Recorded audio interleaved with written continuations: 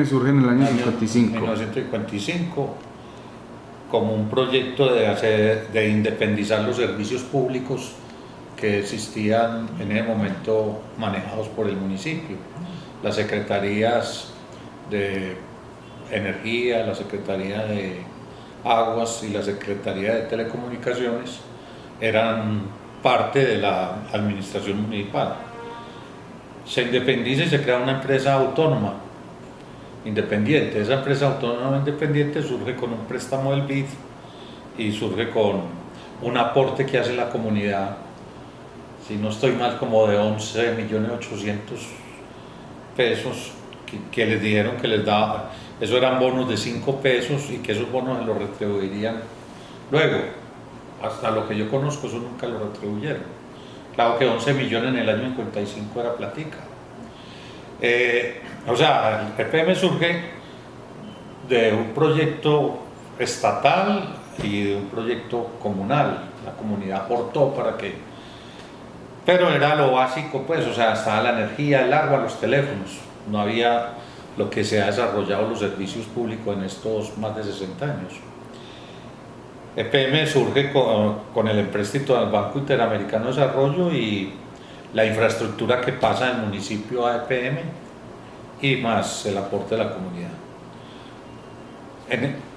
Por muchos años, lo que pasa es que uno no tiene una información interna que pueda decir, bueno, en qué año empieza a politizarse EPM, pero que yo conozca, que trabajé allá y todo, la politización empezó en la administración de Mauricio Restrepo, por allá en el año 1995, que fue un gerente, pues. Luego vino Ramiro Valencia Cosio, que ese sí politizó mucho más la empresa. Cuando digo politizar es que puso su staff administrativo en favor de la política de ellos, básicamente porque el sector eléctrico en Colombia había sido, dijéramos, administrado por el Partido Conservador. A nivel nacional, pues, tenía prevalencia el Partido Conservador en la administración de ese sector eléctrico. Luego ya se viene toda una dijéramos, sucesión de gerentes adscritos a un pensamiento determinado, y le voy a poner un ejemplo.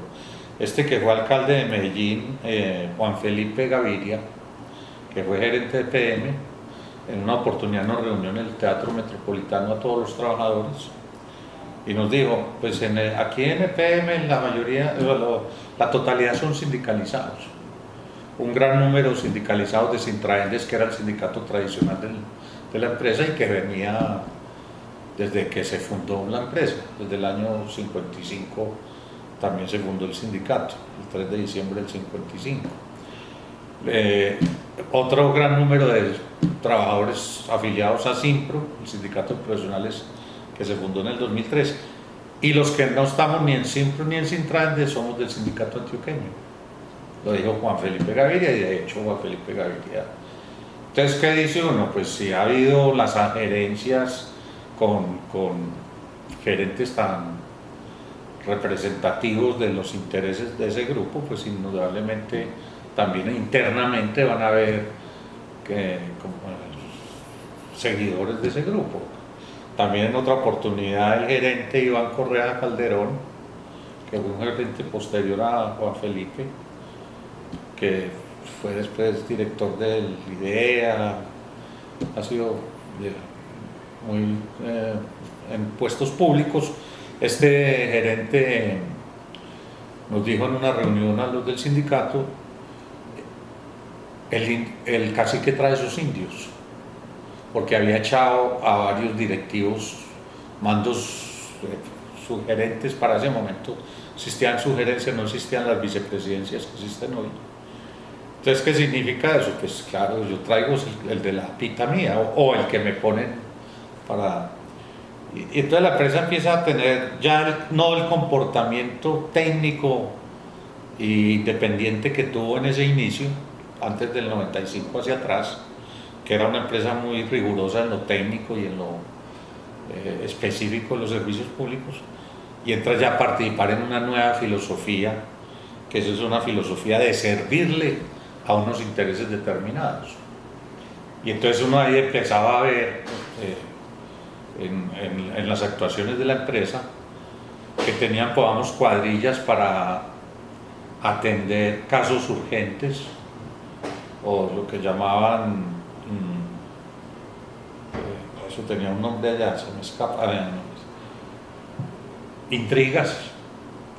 Esto es una intriga, y entonces llamaban, se fue la luz en tal sector del Poblado, de Laureles, o de Envigado, y ahí mismo salía la cuadrilla a atenderlo, pero si llamaban de Santa Cruz, de Robledo, de Buenos Aires, pues la cuadrilla tenía que coger turno para resolver el problema, y aunque en ese sector primero atendieran un mínimo de gente, y en el sector último un gran número, la empresa no tenía como un criterio de servicio, sino un criterio de interés, y es un interés hacia unos intereses económicos.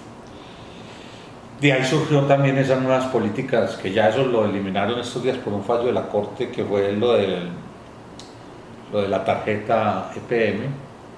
Entonces uno se pregunta si el sentido del servicio es prestar servicios públicos, ¿por qué venden electrodomésticos vía comercial? Entonces hay ahí una filosofía que también se introduce en EPM, y es que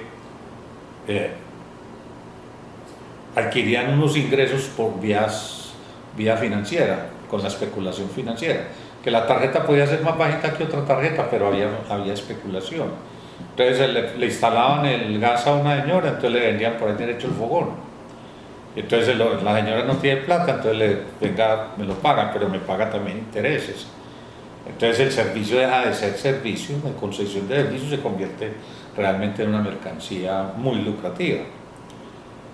Y fueron uniendo una serie de aspectos comerciales en el transcurso de los años que fueron sacando a la empresa de su filosofía inicial, que inicialmente tenía la consigna, el eslogan: usted es nuestra razón de ser, y ya cambiaron por el eslogan estamos contigo, o algo así, un eslogan parecido. Eso, y bueno, esos cambios de eslogan eran un escándalo. Estoy hablando de los años 2000, 2002, y el cambio de eslogan valía 6.000 millones de pesos. Con Luis Pérez. Entonces ¿y qué cambiaba? Las 3 letras que eran cuadradas, lineales, por letras en cursiva, y cualquier otra, y que eso era un costo, pues, que hasta uno dice, pues la imaginación es muy corta, pues respetando pues a los que hacen eso, ese estudio y todo, pero es donde uno va viendo que la empresa no pierde ese sentido inicial. Bueno, tenemos que anotar que eso no corresponde también pues a una filosofía muy particular, sino realmente al modelo de acumulación capitalista, que es el modelo neoliberal, y que corresponde a responder a eso. Entonces ya uno dice, bueno, en el neoliberalismo ya no existen empresas públicas, porque lo público se pierde en esos ejemplos que te puse. Entonces, ¿qué se vuelven? Empresas que venden una mercancía, y que vos la tenés es si tenés plata, y en este momento, si vos no tenés plata para pagar la cuenta de servicios, te los cortan, y puede ser el apellido que sea, del extracto que sea, te cortan los servicios.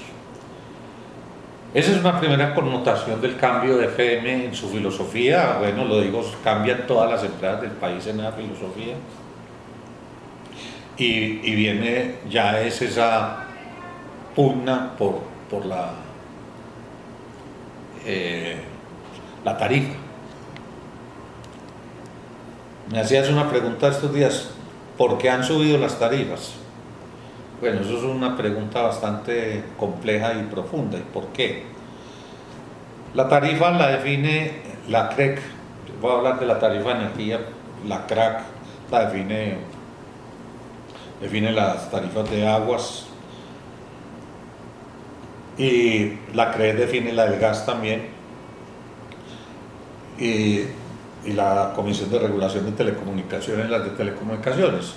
Esas comisiones de regulación que se establecieron a raíz de las leyes 142 y 143 de 1993, que es cuando se reglamentan los artículos del 360 al 365 de la Constitución, que establece el carácter de los servicios públicos, pero la Constitución abre de que los servicios públicos podrán ser privados o públicos. Entonces, antes de la Constitución del 91, la empresa era totalmente pública y se movía por la filosofía de lo público, de prestar ese servicio. Antes de la Constitución del 91, no era un delito el conectarse sin permiso. O sea, el usuario no tenía plata, se iba y se volvía a reconectar. ¿Qué pasa? Si volvía a pasar la cuadrilla y lo pillaba que se había vuelto a reconectar, le desconectaban otra vez los cables. Ya hoy es un delito penal. El que se reconecte se convierte, ya es una causal de hacerle un proceso. Entonces, con esa nueva filosofía de la empresa y que surgen esas comisiones de regulación, ellas determinan una fórmula, y una fórmula que es la que está por una serie de componentes. Entonces vamos a hacer un ejemplo, porque como te digo, explicar eso es de horas, el tema de cómo se conforma esa fórmula eléctrica. Pero anteriormente te cobraban una tarifa sola. Pues pagabas en el año 85, en el 88, en el 60, pagabas una fórmula nomás, pagabas energía, ya. Ya hoy que pagas 5 fórmulas. ¿Y por qué? Porque entonces el servicio lo dividieron en 5, hablemos negocios. Entonces el de generación, que es generación de energía, que son las centrales hidroeléctricas. El de distribución, que son el transporte de la energía. Los distribuidores en Colombia de energía fundamentalmente son EPM y ISA EPM, aunque hay unas pequeñas, o sea, las que tienen las torres grandes que transmiten de un lado para otro. Comercialización, que son ya las que traen las redes de menos voltaje, que llegan a las subestaciones y de las subestaciones a las casas. Se me escapa ahí la generación, distribución, comercialización, pero comercialización también entra la otra, que es lo de la contabilidad, o sea, lo de los cercas, las facturas, la facturación, todo eso. Ese es otro servicio, y el último se me escapa en este momento, que son 5 cobros, hablemos. Entonces cada cobro tiene una fórmula. Entonces en cada de esas fórmulas hay un rubro que se llama OAM. Ese rubro es operación, administración y mantenimiento. Dentro de ese rubro meten lo que sea. Entonces, ¿qué dice la CRE? Este año la fórmula va a ser esta. Entonces son esos 5 componentes de la tarifa. Te tocaría yo revisar un poco, porque hace días que no trabajo el tema. Revisar bien cómo los 5 componentes. Las 5 tarifas, perdón. Y cada tarifa tiene unos componentes. Entonces vamos componentes como son materias primas. Entonces vamos en una central, ¿cuáles son las materias primas?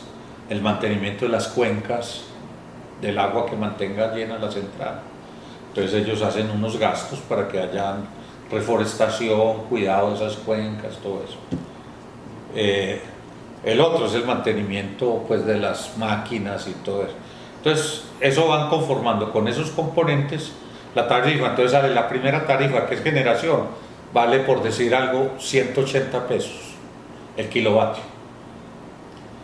La tarifa de distribución, entonces que pongamos en una época tumbaron unas torres por atentados, o hubo derrumbes, o hubo daños, entonces se agrega esa tarifa, entonces ya 180 valió el kilovatio en generación. En distribución, póngale otros 100, entonces son 280. En comercialización, valió otros 70 pesos. Allá en caja, valió otros 80 pesos. Eso es lo que suma la tarifa. Entonces, por eso es que se ven diferenciales en tarifas con Bogotá, con Medellín, o Cali, o cualquier otra ciudad. Esos componentes de la tarifa alteran los valores y se convierten en tarifas especulativas. Porque entonces, ¿quién controla? Supuestamente son empresas de servicios públicos, y la pregunta es, ¿quién controla ese rubro de OAM, de operación, administración y mantenimiento? Porque es que a ellos no les ponen en determinado momento, ustedes tienen que comprar cables o insumos de tal marca y a tal precio, no lo dejan. Entonces el que puede decir la empresa, no, yo fui a la Siemens y el cable me valió 1.000 pesos el metro, y el otro de la CBC de Cali, del Valle, no, yo compré el cable a 500 pesos. Entonces eso es muy difícil, ese control, incluso ni control ciudadano es posible, porque ¿quién les demuestra pues que sí realmente? Entonces esas tarifas por eso son, mientras el Estado no esté detrás, o sea, la pérdida del manejo del Estado de estas empresas llevó a la especulación. Pero como estas empresas perdieron su rumbo estatal y su rumbo público y se convirtieron en empresas casi privadas, porque como te dije, el proceso de administración ha quedado en manos de intereses económicos. Ese proceso ha llevado a que las tarifas en un momento dado se pueden disparar. Entonces ahora que me preguntas sobre el momento que se ha dado tanta polémica, las tarifas se congelaron, pero tiene su más y su menos, pues, o sea, ¿en qué sentido? El alcalde actual congeló las tarifas, bien por eso, porque considero pues que en la medida que a la gente le alivie en el bolsillo. Pero ¿qué pasa cuando hay demasiada oferta? Los productos bajan. Entonces en este invierno que acabo de pasar, pues, o que estamos en él todavía, porque todavía no, las represas todas en el país están a full. Y aquí hay un gran problema estructural del modelo de producción de energía, y es que las represas fueron construidas para generar energía nomás y no multipropósito, como se están construyendo represas en el mundo con más avances tecnológicos y todo, y que las vuelven multipropósito. ¿Qué significa multipropósito? Monopropósito es que es un solo propósito, que genera energía. Todas las centrales de Colombia son monopropósito. ¿Para qué las hacen? Para generar energía, a excepción de la represa de aquí que recoge de Río Grande. Guatapé o... No, Río Grande, la que es aquí, que en Niquía bajan unos tubos grandes, porque usted cuando va hacia Copacabana, Girardota, ve unos tubos que van... Granizal. No, esa se llama Río Grande, represa de Río Grande, que recoge el Río Grande y Río Chico, que vienen de San Pedro. Esa represa sí es multipropósito. Esa represa genera energía, aunque ya está casi anulada, porque fue de las primeras centrales que tuvo la empresa. O sea, las máquinas ya son muy viejas y todo, y entonces la utilizan más para el agua que surge a Medellín viene de esa represa. Pero las demás represas son monopropósito. En cambio, en otros países las utilizan de dos propósitos: generar energía y regular los caudales de los ríos para evitar inundaciones y eso. ¿Qué significaría hacer una represa multipropósito aquí? Que tiene que comprar más tierra, la tiene que hacer más grande para que cuando llueva el nivel que suba no se desborde ni afecte. Aquí, ¿qué tienen que hacer? ¿Qué les pasó con esta última, con Hidroituango? Como es monopropósito, eso se llenó y no sabían qué hacer con ese agua. Y tuvieron que ir a correr a abrir casa máquina y todo. Si hubiera sido multipropósito, la represa sigue llenando y no hay problema porque tiene un gran espacio todavía para llenar y el diseño pues técnico para hacer eso. Eso pues entonces, ¿qué significa que hagan eso monopropósito? Que el propósito único es sacarle plata. Entonces al sacarles no más que plata, eso impacta la tarifa, porque ya ellos van a mirar que eso es un gran negocio. Yo no tengo para decir que es que de ahí saca tajada el sindicato antioqueño, pues o el GEA saca tajada, pero sí tiene una connotación que es que para las zonas de producción están las mejores distribuciones de energía. O sea, para donde están las fábricas y todo eso, hay un buen, excelente servicio de energía. Entonces les está garantizando la energía. Entonces uno que dice, es que a veces no necesariamente tiene que sacarle plata, sino que el servicio se pone al servicio de ellos, al servicio de que les garanticen esa energía. Pongamos aquí en el centro, como ya esto ha cambiado en el tiempo, ya el centro no es el centro de Medellín, ya el centro de Medellín queda más en las afueras, por el lado de Poblado, Envigado, pero el centro anteriormente, que era la banca, que era el comercio, todo, les hicieron un sistema que es en anillo, que se llama la parrilla. Y aquí en este sitio donde estamos en este momento no se va la luz, nunca. Si se dispara un circuito, ahí mismo entra el otro automáticamente.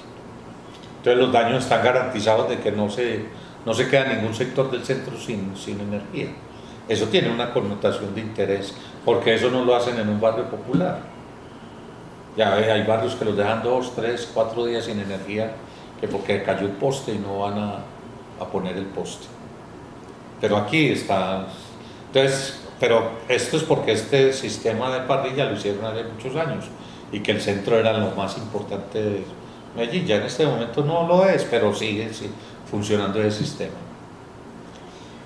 Entonces, la tarifa de por sí, en la concesión que le puso la ley 142 y 143, que es la energía, la ley 142, la de servicios públicos, ha conducido que esa tarifa sea especulativa. Y cuando hablo especulativo es que no se está cobrando el servicio, sino que se está cobrando unas intermediaciones. Y esas intermediaciones hacen encarecer el servicio. ¿Qué es lo que hay que entrar? A estudiar esas intermediaciones, a cuestionar ese valor, porque entonces como es un servicio esencial y básico, si eso estaría en manos del Estado, aunque digan que EPM es del Estado, EPM no es una empresa pública. EPM es una empresa que funciona con la lógica de una empresa privada, exactamente, y lo digo yo porque lo viví por 25 años que trabajé allí. Entonces, y eso está pasando con todas las empresas del Estado. Hoy que la tarifa golpea duro, aunque me salí un poquito de lo que iba a señalar de la tarifa la congelaron y que puede tener su bien o mal, pero entonces la tarifa ya en el otro año, si llega otro alcalde, entonces la cambia, entonces la tarifa no corresponde a la realidad, sino al interés que tenga el alcalde. Entonces si llega uno más popular, entonces dice no, sigue congelada, pero llega uno que con interés comercial, no, la tarifa no se puede congelar porque nos quebramos, pero sí, porque sí puedo estar congelada 6 meses y lo otro no. Entonces la tarifa no corresponde a análisis técnicos, que supuestamente esa es la filosofía de las comisiones de regulación, sino que la tarifa corresponde es al interés político que haya en ese momento. Y entonces, por ejemplo, en ese tejemaneje del Estado y lo público, que es, por ejemplo, una base del neoliberalismo, ¿cómo has visto vos que ha incidido el grupo empresarial antioqueño cooptando a EPM? Es decir, cómo ellos, con ejemplos concretos o casos puntuales, has visto ahí ese tejemaneje o esa disputa entre lo público y lo privado. Bueno, hay varios, pero un ejemplo muy claro es la compra de EPM a EADE. EADE era la empresa de energía departamental, que era la empresa que prestaba el servicio de energía. Entonces, ¿qué hacía EADE? Le compraba la energía de EPM y la distribuía, entonces hacía era distribuidor.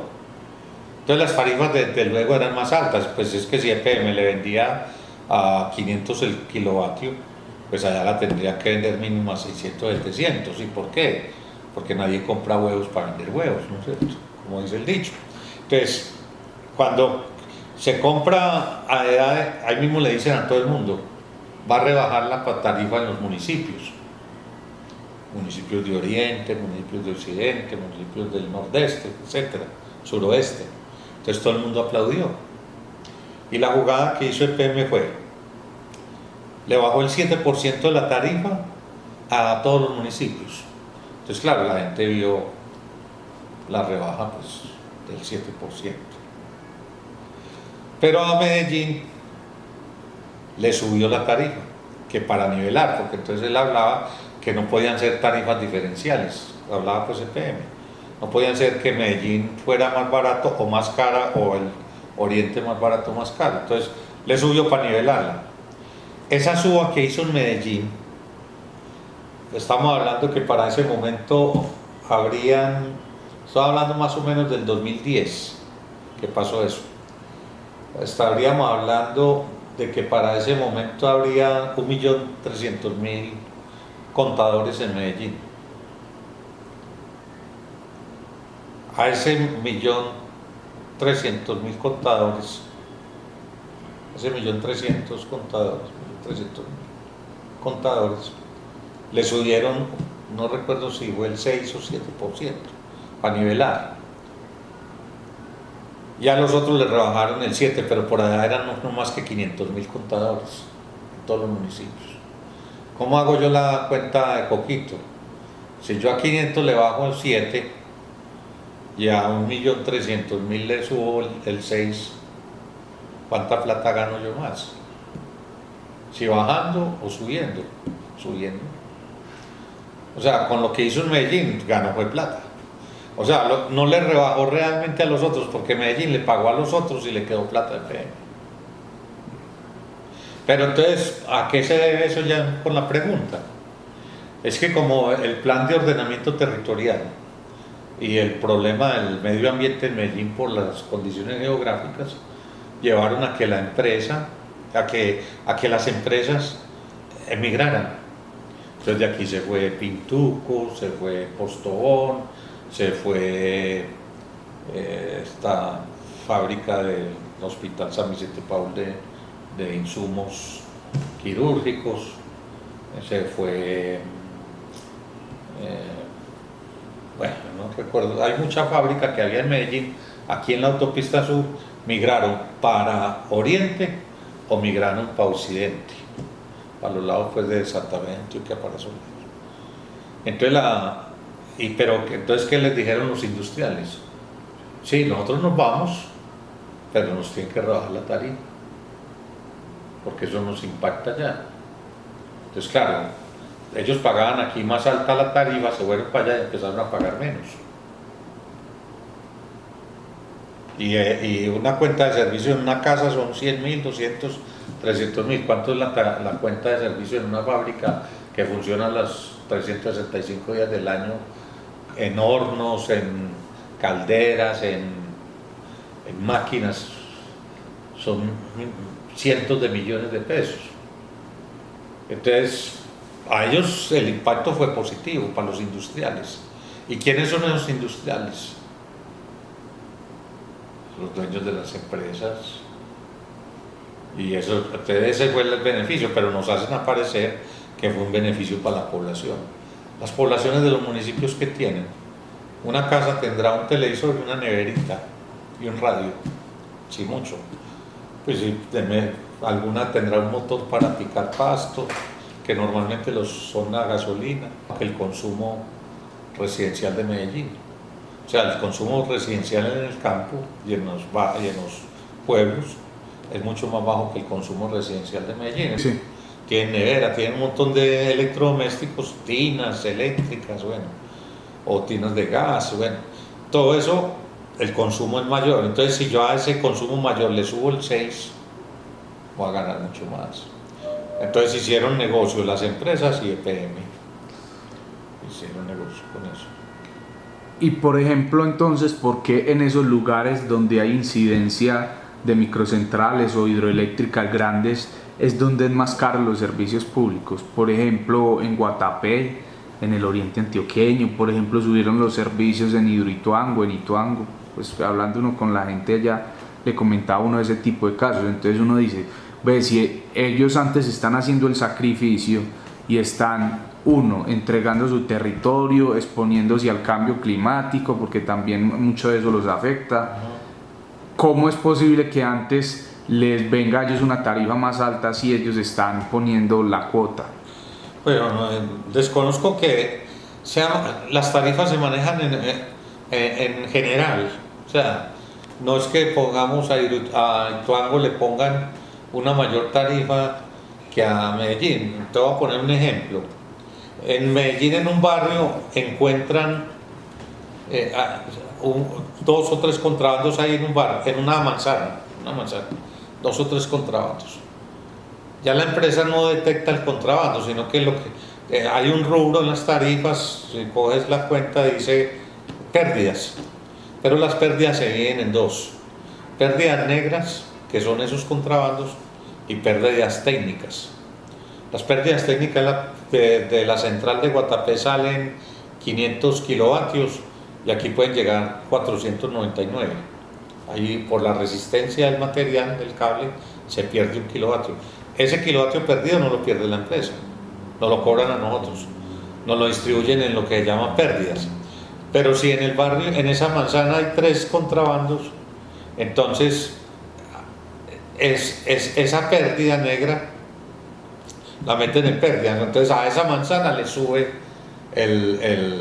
la tarifa, porque le están metiendo lo que consumieron esas 3 casas. La empresa ya no se va a detectar el contrabando, sino que la empresa castiga a los del circuito, a los que están en circuito, porque vos sabes que pusieron lo que nosotros llamábamos los contadores sapos, que son los contadores que están debajo del transformador y contabilizan toda la energía que salió, pero cuando suman la energía que registrada es más bajita, esa diferencia de la energía registrada a la energía del contador del principal se la cobran a esos usuarios de la manzana. Entonces ahí sube la cuenta, pero no es porque le estén cobrando más caro a ellos la tarifa, porque la tarifa se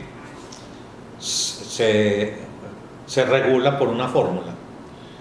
Entonces si ellos llegaran y dijeran, no, le aplico una fórmula a Guatapé, otra fórmula a San Carlos, otra fórmula por decir algo a Ituango, no, es la misma fórmula para todos, pero pueden haber esos fenómenos pero que la tarifa cada vez crece, sí, porque la tarifa está no solamente indexada, sino que también la tarifa está impactada por esos OAM, o sea, por los costos de los insumos y eso, la tarifa en vez de bajar, va para arriba, pero es que cumple las mismas leyes del capital, las leyes económicas del capital, de la mercancía.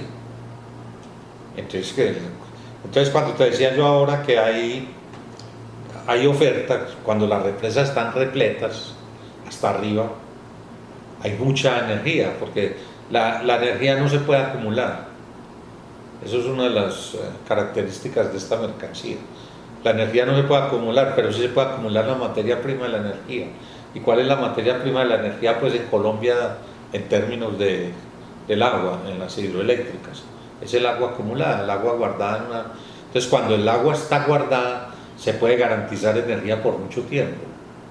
Pero cuando las represas están bajitas, no se puede garantizar la energía por mucho tiempo. Entonces, ¿qué hacen ellos?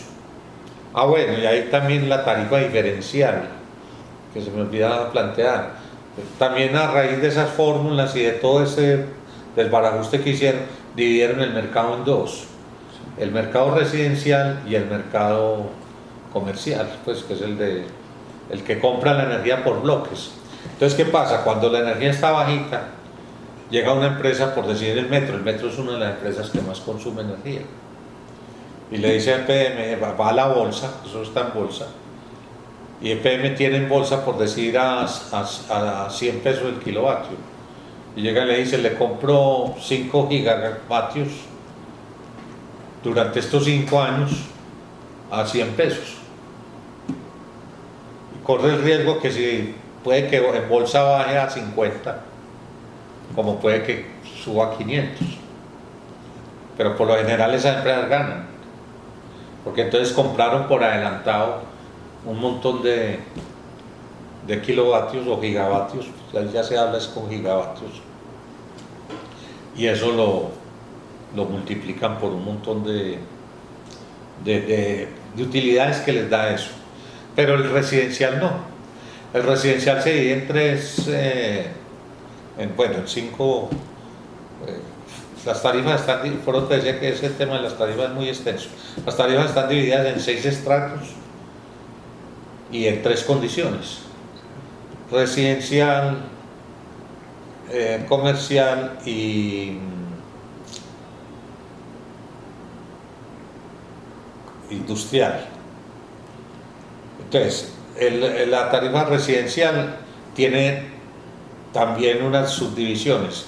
Se divide: estrato 1 tiene un mayor subsidio, el estrato 2 tiene otro subsidio, el estrato 3 tiene otro subsidio, el estrato 4 no tiene subsidio, paga la tarifa plena.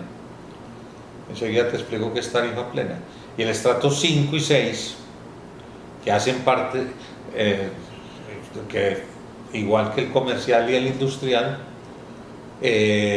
pagan el 20% de contribuciones. Entonces, el estrato 1, 2 y 3 reciben un poquito, porque eso lo han rebajado mucho.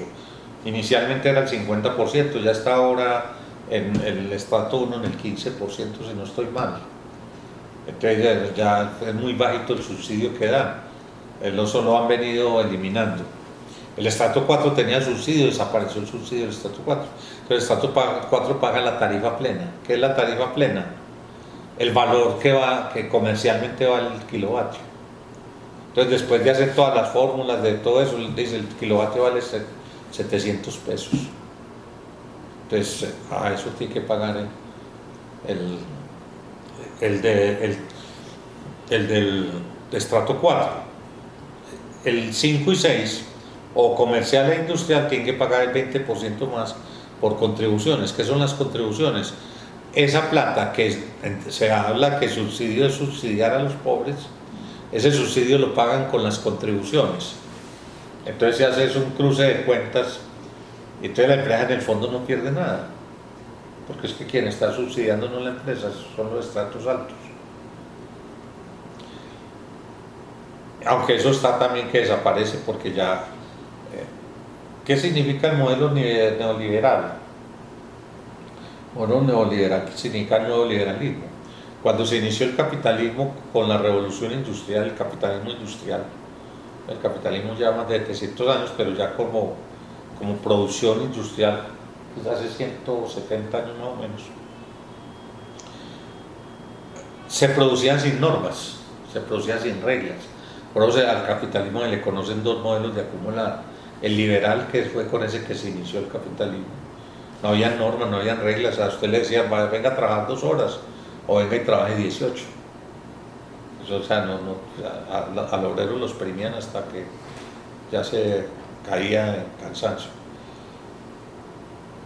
El neoliberalismo es nuevo liberalismo, entonces también llevan a que todas estas normativas y todo vayan desapareciendo y se convierta en lo que han denominado ellos la libre competencia, y se ponen a competir y todo. Lo que pasa es que acá en Colombia la aplicación del neoliberalismo no ha podido ser en su totalidad. Hay mucha resistencia y todo, y mucha dificultad, y no lo han podido aplicar. Eso impacta necesariamente en estas empresas y concretamente en los servicios públicos. Y entonces, por ejemplo, uno logra ver casos Hidroituango o por ejemplo lo que pasó con un EPM Telecomunicaciones, y uno ve 2 horas de teatro, pero siempre aparecen ahí los mismos actores: Manuel Santiago Mejía, aparece Aníbal Gaviria, aparece Sergio Fajardo, y uno ve cómo ellos se articulan, por ejemplo, para ir expoliando a la empresa pública. Entonces uno ve, por ejemplo, que todos los activos de una EPM Telecomunicación, una empresa que era pública, terminó en un negocio privado, y que solo con 49 millones de pesos se apropiaron de eso. Por ejemplo, ¿qué más, vos con el conocimiento que tenés, qué más has visto, por ejemplo, que pase desapercibido, que muchas veces pues eso es lo que menos se divulga? ¿Qué tipo de casos has visto de cómo han ido expoliando, cómo le han ido quitando el recurso público, los activos a EPM? Bueno, ahí entras en una discusión que se hace muchos tiempos, que es el Estado. En mi criterio, el Estado es un aparato de dominación de la clase que está en el poder. O sea, el Estado no es tan democrático y tan independiente como nos lo hacen, como nos lo pintan. Entonces el Estado le sirve a la gente que está en el poder, el Estado como tal. Esa es la esencia del Estado, pero nos hacen parecer que no, el Estado es independiente, es democrático, es que el Estado. Y yo por eso siempre, y he tenido muchas discusiones con gente que dice que no, que el Estado hay que defenderlo, pero yo digo, ¿pero qué Estado? El Estado capitalista, que es el en el que estamos y que no variará mientras exista el capitalismo. ¿A quién le sirve ese Estado? ¿Le sirve? Y lo que señalaste ahí, ¿quién hizo el negocio de Orbitel? Que fue un negocio chimbo, pues, como Fajardo, pues estuvo al frente de eso como presidente de la Junta Directiva de P. ¿Quién hizo el negocio de la venta de UNE? Gaviria, el papá del actual ministro que salió, ¿cómo se llama? Juan Felipe Gaviria, y que nos lo dijo que él hacía parte del sindicato antioqueño, y estuvo al frente cuando se habló de la privatización de UNE. ¿Y qué intereses le movían a él? Los intereses del capital. Pero es que detrás del el sindicato antioqueño tampoco es una casta económica pura de Antioquia. No, eso es un capital que está ligado con las grandes multinacionales, que está ligado con los grandes monopolios. Y por eso es la pelea por coger una alcaldía y por coger una gobernación y por coger una presidencia, para poder tener, es como yo siempre he dicho, el presidente, el alcalde, el gobernador, cualquiera de esos políticos que administran, son como los mayordomos en una finca. El mayordomo en una finca podrá cambiar el estacón, pero no lo puede mover. O sea, el lindero, cambie que está podrido ese estacón para el lindero, pero no, él no puede correr 1 metro o 2 metros. Así son ellos aquí. ¿Quién realmente determina en la finca? El dueño. Pero el dueño no aparece. Pero el que le toca frentear a los que roban las naranjitas y todo es al mayordomo. Al dueño no, así pasa con los políticos. Los políticos aquí frentean el corte con todo el mundo, pero quienes están dando las órdenes son esos que están allá en las Islas Mauricio asoleándose en esta hora, y nosotros aquí trinando y moliendo, mientras que ellos están por allá.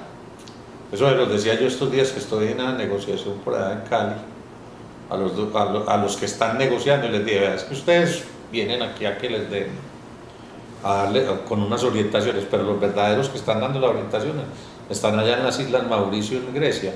Y lo digo que las Islas Mauricio en Grecia es porque es el turismo más costoso del mundo. Eso no tenemos ni sueños de nosotros, ni conocer esas fotos. Entonces, y les decía eso, es que los dueños de la empresa son los que determinan qué hace el gerente, los jefes de personal, los administradores de la empresa, obedecer. Y tienen que salir al corte con los trabajadores, negarle los derechos a los trabajadores.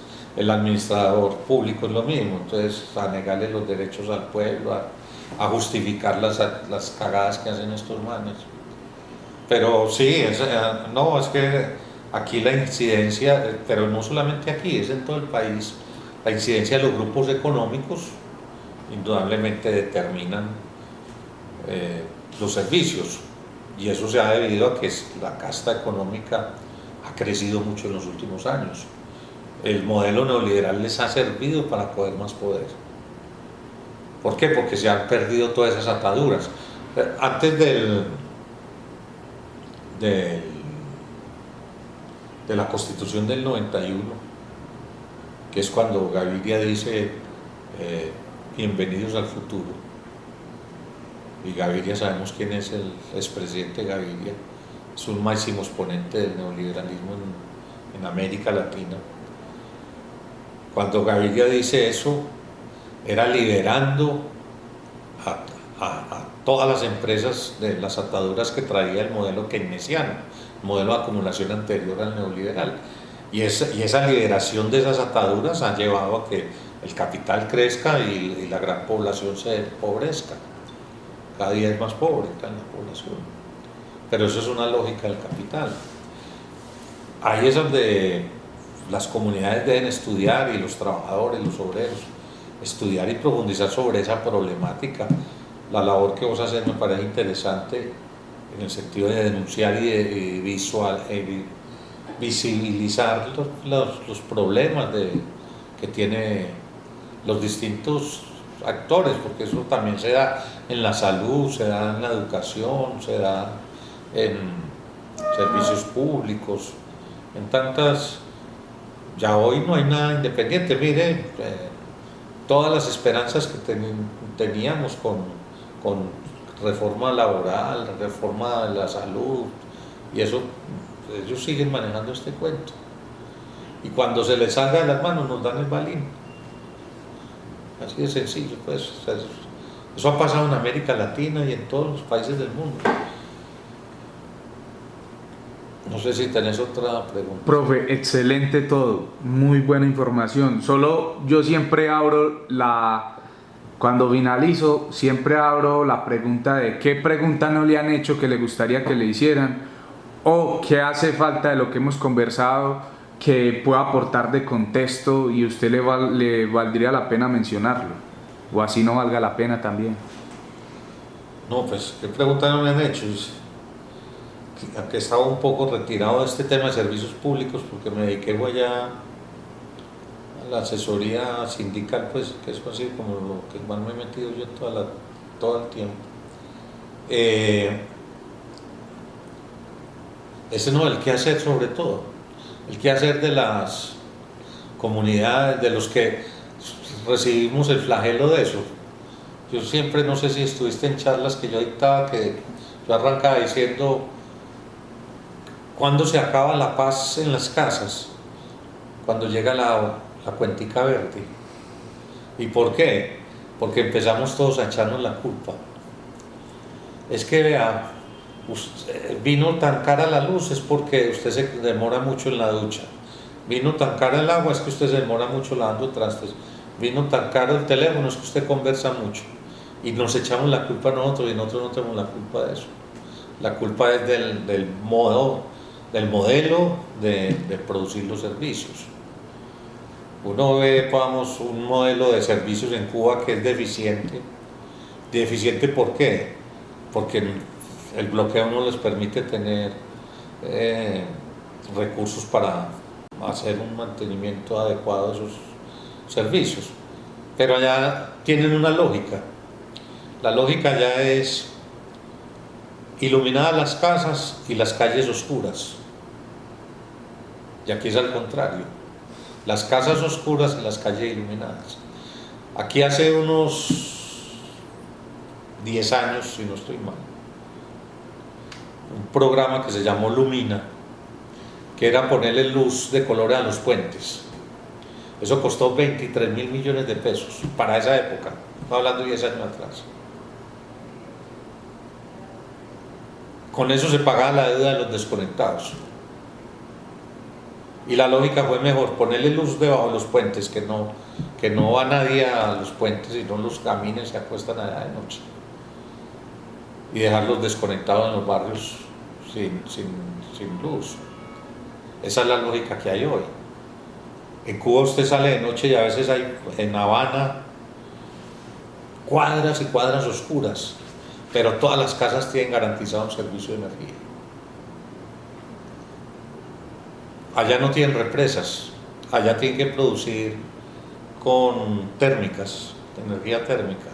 No tienen represas por la geografía, eso es una isla, pero producen con térmica. El petróleo que ellos producen es un petróleo muy pesado, con mucho azufre, entonces tienen que comprarle petróleo a otros países, y al único país que les puede vender petróleo es Venezuela, pero a raíz de los últimos problemas Venezuela le da dificultad. Y me contaba la gente allá que tenían que hacer, ellos tienen allá unos ingresos por turismo, vamos, que es un show que se llama, un show de baile autóctono de Cuba, y cobran a los turistas la entrada, no recuerdo el show de ese, ¿cómo se llama? Y tenían que recoger la plata y en efectivo irle a pagar al barco, porque no les fiaban nada, por el bloqueo. Ir a pagar para que sacar el petróleo para poder llevar la luz a las casas, para que hubieran ventiladores en las casas, porque la gente requiere los ventiladores por el calor. Eso es en pleno trópico, en una isla que... Entonces, ahí es donde uno dice, la lógica o sea, no es el servicio primero, sino la plata acá en este medio. Allá es primero el servicio y después la plata. Allá una cuenta de servicios vale, por decir el equivalente, cuando yo hice el estudio de eso, pues allá como, estudio no, un análisis que hice de unas cuentas de servicios, equivalía como a $2 el valor de una cuenta de servicios del mes. ¿Cuántos dólares son aquí? 10.000 pesos, 9.000 pesos. Una cuenta de energía todo un mes. La gente allá, yo cuando preguntaba por los servicios, se preguntaba que por qué preguntaba yo eso. Para ellos no tienen ese problema. Pero váyase uno para Santa Cruz, Popular, Castilla, ¿qué es lo que primero la gente le va a decir a uno? Los servicios, porque es un problema de primera mano. El problema de los servicios públicos, domiciliarios, agua, energía, telecomunicaciones que están bien caras con el celular. ¿Qué es lo que discutíamos nosotros con los compañeros de Telecom? Pues hacíamos, cuando fueron a privatizar a Telecom, decíamos, si privatizan la empresa estatal de telecomunicaciones, se van a liberar todas las telecomunicaciones. ¿Qué es la liberación? La privatización. Y de hecho se cumplió. Privatizaron a Telecom y ya privatizaron todas las empresas. La única que medio chapalea es ETV, que ha estado resistiendo, pero por los trabajadores, porque si no, esta alcaldesa y el anterior alcalde han querido venderla, y la empresa de telecomunicaciones de Cali. De resto, todas las empresas de telecomunicaciones del país se privatizaron y quedaron en manos de grandes monopolios como son Claro, que es de Carlos Slim, Telefónica, que es española, que es una multinacional, es un pulpo inmensa, y de Millicom, que es otro multinacional. Entonces la lógica no funciona con el criterio de servicio público. Yo diría, eso hay que cambiarle de nombre, ya eso no son servicios públicos, aquí no hay servicios públicos, porque yo he hecho esa reflexión. ¿Qué es un servicio público? Lo que le sirve a todos. Entonces yo entro al Parque de Bolívar y yo entro gratis. Que me atraquen en otro cuento, pero entro gratis al Parque de Bolívar, al Parque de Río, a cualquier parque de esos. Y no me cobran, entonces eso es lo público. Pero si yo tengo que pagar, dejó de ser público. Entonces, el metro es un servicio público. Pero me ha tocado darle pasajes a gente humilde que me dicen, ¿tiene forma de pasarme que yo no tengo tarjeta? Y uno sabe que no tienen pasaje y uno se solidariza con ellos por el pasaje. O sea, entonces uno dice, ¿a dónde está lo público? Si yo no tengo, no puedo entrar. Eso no es público. Eso es una mercancía, eso es privado. Que se llame público es otro cuento, pero eso es privado. Lo mismo que la salud, lo mismo que la educación, que hoy hay unos intentos de que la educación y la salud sean públicas, ojalá, eso sería lo ideal. Pero estos servicios de energía, aguas, telecomunicaciones, gas, son mercancías y cumplen todas las normas de la mercancía, pues todas las leyes económicas de la mercancía se rigen por eso. Y una mercancía tiene vigencia dentro del capitalismo si produce utilidad. Entonces, ¿cuál es la pelea de los alcaldes? Incluso este último que es se me olvida el nombre de Daniel Quintero. ¿Cuál es todo el interés? De mostrar las cifras de PM. Que él ha hecho cositas buenas, sí. No, yo no soy politiquero, pues yo no estoy con ninguno, porque para mí eso no ha sido lo fundamental. Pero que ha hecho cositas buenas, sí. Pero ¿cuál es el afán? Por mostrar, el PM obtuvo 2 billones y punta de utilidades. Y entonces uno dice, en una sociedad 2.2 billones de utilidades netas, cuando hay más de 15.000 hogares desconectados. Aquí en Medellín. Aquí en Medellín. De ambas, de agua potable y energía. Sí. Más de 15.000 hogares, lo que traduce más o menos en cerca de 100.000 personas. Por lo menos. Cifra grande. No, eso que ha bajado. Era más grande hace años. E incluso incluso eso era una de las discusiones que tenía yo en unas charlas. Les decía, esto es una cifra hipotética. ¿Por qué? Porque ya ni EPM sabe cuántos desconectados hay por el prepago. A usted le montan un contador prepago, usted salió de la contabilidad de los deudores. Usted era deudor y le van descontando el 10% con el contador prepago, pero usted ya no aparece en el listado de deudores. Y usted puede estar desconectado totalmente porque no tiene 10.000 pesos para ir a recargar o 5.000. Esa fue la táctica de los prepagos. Los prepagos no fue para facilitar el servicio, porque si fuera para facilitar el servicio no le pondrían la tarifa plena. El prepago paga la tarifa plena, la tarifa más cara del sistema. Y entonces, que es la del estrato 4. Y entonces, la tarifa plena se la cobran al de prepago y lo está usando uno de estrato 1, uno de estrato 2, uno de estrato 3. Pero ¿qué hizo el prepago? Sacarlo de las bases de datos de desconectados y entrarlos a un prepago. Y ya como hay agua y energía, entonces son como las cifras cercanas a las últimas que se tuvieron. Pero si usted le escribe ahora al PM, le va a decir, hay 2.000, 3.000 desconectados, que son los que tienen contador viejo y que por razones técnicas no han podido ponerle el prepago. Pero realmente las cifras, anteriormente la cifra eran más de 25.000 desconectados. Y eso fue bajando en la medida que fue ingresando el prepago. Pero yo le calculo a eso unos 15.000 desconectados. O sea, Medellín tiene más de 100.000 desconectados, así prácticos. Porque es que para mí no está conectado el que tiene prepago. Es lo mismo que esto. Yo con un celular, si no tengo con qué recargar, no tengo celular. Yo tengo el celular, sí, usted tiene teléfono, sí, pero no tengo cómo llamar, estoy desconectado. Entonces yo he hecho el ejercicio cuando he dado charlas, les digo a la gente, ¿quiénes tienen celular? Todo el mundo tiene celular hoy en día. Y le digo, ¿quién tiene recargado para hacer una llamada? Nadie levanta la mano. Entonces, ¿qué están ahí? Desconectados. O sea, eso es lo que llama el fetiche de la mercancía. Nos hacen creer lo que no es. A veces la ilusión de la mercancía es lo que nos hace comprar, pero no la mercancía como tal. La mercancía no nos sirve a nosotros para nada, pero nos la hacen comprar. Una ilusión. Entonces te ilusionan tener el último carro, el último modelo, y te metes en deudas, hacer las del hijo de madre para tener el último modelo.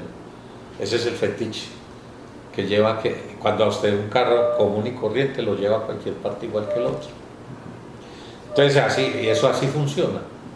La gente deja de comer por pagar el servicio público, no porque, sino para que no la comunidad no lo señale que está desconectado. Le da total vergüenza estar en la lista de desconectados, desconectados.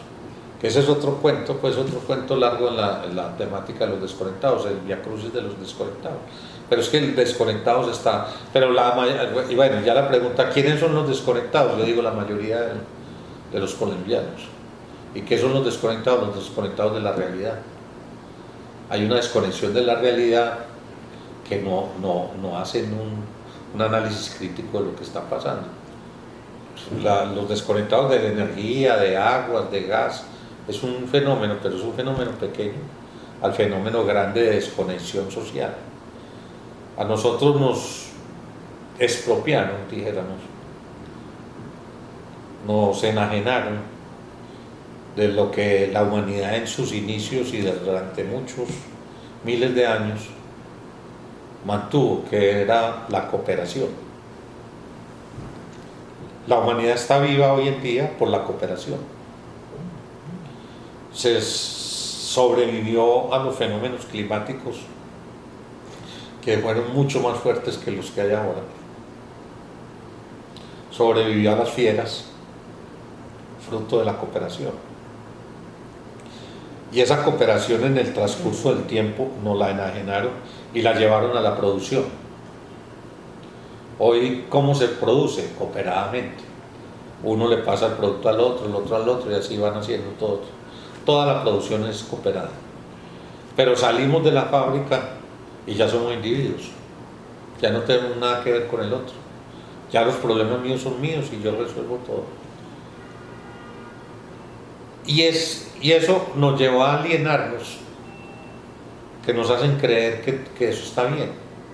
Y te forman de que lo que vos hagas está bien, que lucha por vos, trabaja por vos, para vos. Entonces nos individualizan. Entonces para mí ese es el gran problema, es la desconexión de la sociedad, la desconexión de lo colectivo, de la cooperación. Y entonces, para ya concluir, solamente con cooperación y análisis crítico de la realidad podremos cambiar esto. De resto, vamos a seguir quejándonos de la cuentica verde que llega cada mes.